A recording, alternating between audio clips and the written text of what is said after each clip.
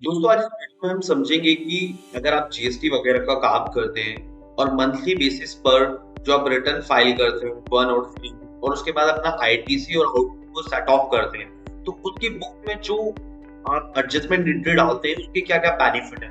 अगर आप adjustment entry नहीं डालेंगे तो उसके नुकसान हो सकते हैं। आज इस वीडियो में हम समझने वाले, बट उससे पहले अगर आपने जीएसटी एडजस्टमेंट की जो वीडियो मैंने लास्ट डाली थी आपने नहीं देखी, क्योंकि इसमें मैंने में बताया था कि एडजस्टमेंट एंट्री डालने का आइडियल तरीका क्या है, तो आप हमारी प्लेलिस्ट में जा सकते हैं। वहां पर आपको सारी वीडियोस मिल जाएंगी टैली से रिलेटेड, जो भी हमने जीएसटी एडजस्टमेंट वगैरह के डाले, तो आपके जो भी डाउट है वो clear हो जाएंगे।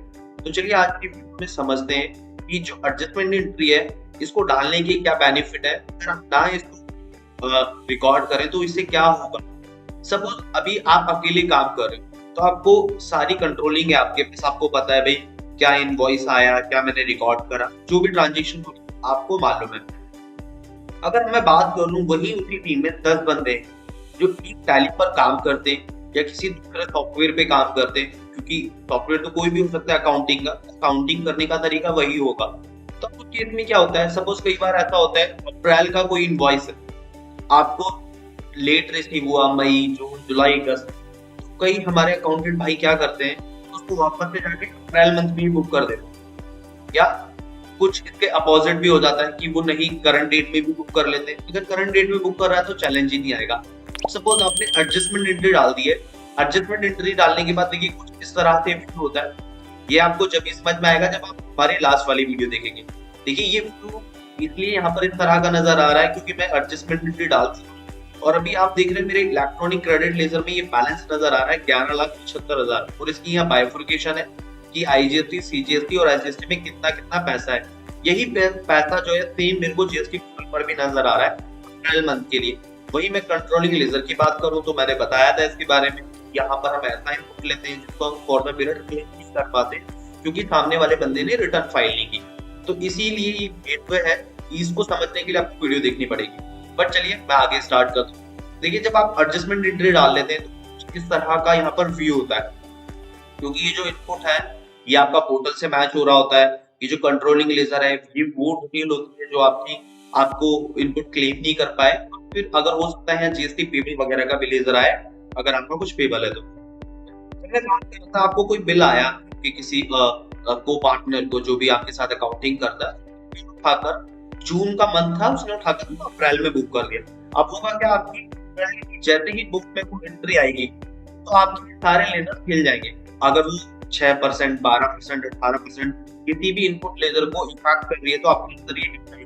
तो कैसे, देखिए मैं इसको समझाने की कोशिश करता हूँ। मैं यहाँ से F12 करता हूँ। F12 करने के बाद यहाँ से मैं शो ओपनिंग बैलेंस और शो ट्रांजेक्शन को यस करता हूँ और कंट्रोल ए कर देता हूँ।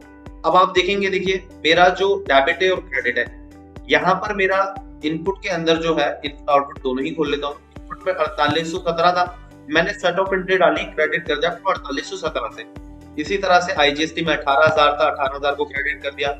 यहाँ 23 लाख था, 23 लाख को क्रेडिट कर दिया। अब सपोज वो कोई इनवॉइस रिकॉर्ड कर लेगा इनपुट का, तो इनपुट डेबिट होता है, आपका इनपुट बढ़ जाएगा यहाँ पर। लेकिन क्रेडिट की तो मैं सेट ऑफ एंट्री डाल चुका हूँ। यहाँ पर क्या होगा, सपोज यहाँ पर 4,400 रुपए आ रहे हैं, यहाँ 2,000 रुपए का इनपुट डाल देता है कोई जिसका जीएसटी अमाउंट 2,000 है, तो 6800 हो जाएगा।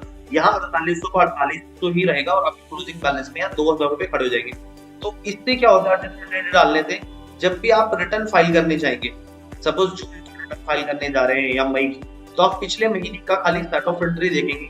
क्रेडिट में तो कोई इनवॉइस नहीं आया, क्योंकि अगर बैक क्रेडिट में अगर कोई भी इनवॉइस आएगा तो यहाँ आपकी एंट्री है इसमें कुछ ना कुछ पड़ेगा जिससे आपको देखते ही पता चल जाएगा। अभी देखिए इसके सारे लेजर जीरो है, जीरो आ रहा है, आउटपुट के सारे लेजर जीरो है क्योंकि मैंने सब परचेस करके इसमें कर दिया है, CGST carry forward, SGST carry forward.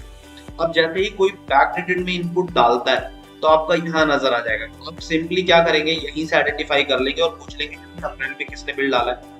अब सपोज अगर आप एंट्री नहीं बुक करते हैं, एडजस्टमेंट एंट्री जो मैंने डालना बताया आपको, ये अगर आप ये नहीं करते तो ऐसे केस में क्या होगा, अगर आपने अप्रैल की रिटर्न फाइल आया अप्रैल मंथ का, उसने जून में जो बिल रिसीव हुआ वो अप्रैल में बुक कर दिया, फिर कोई बिल उसको अगस्त में अप्रैल का आया फिर से उसने अप्रैल में बुक कर दिया। इस तरह से क्या होगा, आप अपना इनपुट लूज करते जाएंगे। समझ रहे हैं मेरे बात, आपका इनपुट हर महीने होता रहेगा, आपको पता ही नहीं चलेगा कि मेरा इनपुट क्या कंट्रोलिंग है, क्योंकि सामने वाली पार्टी ने मान लो अप्रैल में ही रिटर्न फाइल कर दी थी, बट आपको इनवॉइस नहीं मिला और आपने इनपुट नहीं क्लेम किया, इसलिए कि इनपुट्स हमने खरीदी भी है सर्विस हमने ली।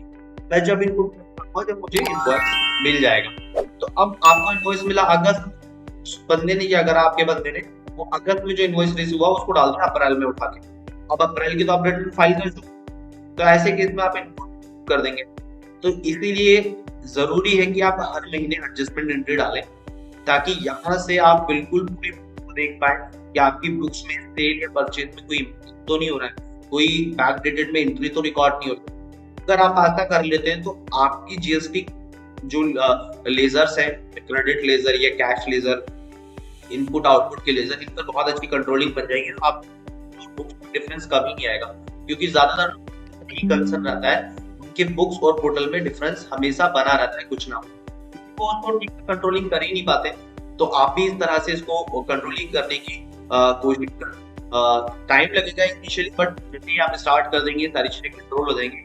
और यही एक पहचान होती है एक अच्छे अकाउंटेंट की, बुक को आइडल तरीके से मेंटेन करें। ऐसा नहीं कि देखो बुक्स तो कोई भी लिख लेगा, रिकॉर्डिंग करने की बात करो, एक 10,000 रुपए में बंदा हायर कर लो, आप वो भी लिख देगा, उसको बोलो ये चलाना है, बट उसके पास जवाब नहीं होगा किसी भी चीज का। आप समझ रहे हैं? आपके पास हर चीज का जवाब होना चाहिए, और यही चीजें आपको क्या करती हैं, आगे इंक्रीमेंट भी दिलाती हैं, आपको प्रमोशन दिलाती है। क्योंकि कोई भी आपका सीनियर आके आके अगर आपकी बुक्स को गो थ्रू करेगा तो इजीली मतलब अंडरस्टैंड कर पाएगा चीजों को, और वो बोलेगा कि ये भाई किसी समझदार बंदे ने बुक्स लिखी। तो यही पर्पस था इस वीडियो को बनाने का।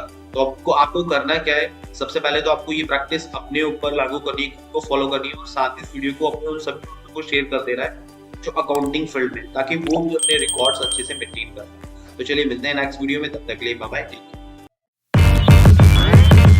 Damn.